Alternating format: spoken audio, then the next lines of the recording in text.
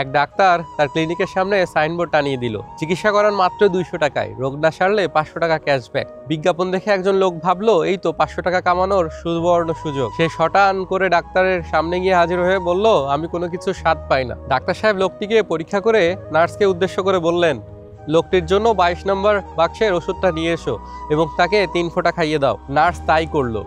ওষুধটা মুখে পড়তেই লোকটা চিৎকার করে বলে উঠলো, এটা আপনি আমাকে কি ওষুধ খাওয়ালেন? এটা তো কেরোসিন। সঙ্গে সঙ্গে ডাক্তার বললেন, এই তো আপনি স্বাদ অনুভব করছেন, তার মানে আপনি সুস্থ হয়ে গেছেন, দিন 200 টাকা। লোকটির তখন রাগ হয়ে গেল।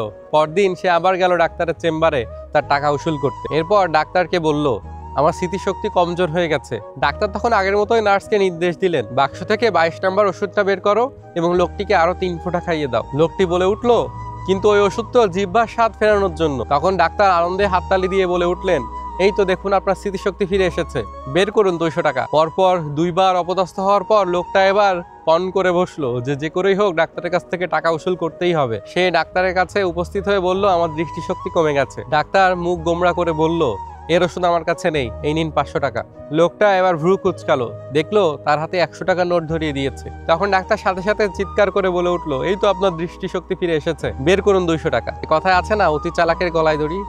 আপনি নিজেকে চালাক ভাবেন, কিন্তু আপনি অতিরিক্ত চালাকি করতে গেলেই খাবেন ধরা।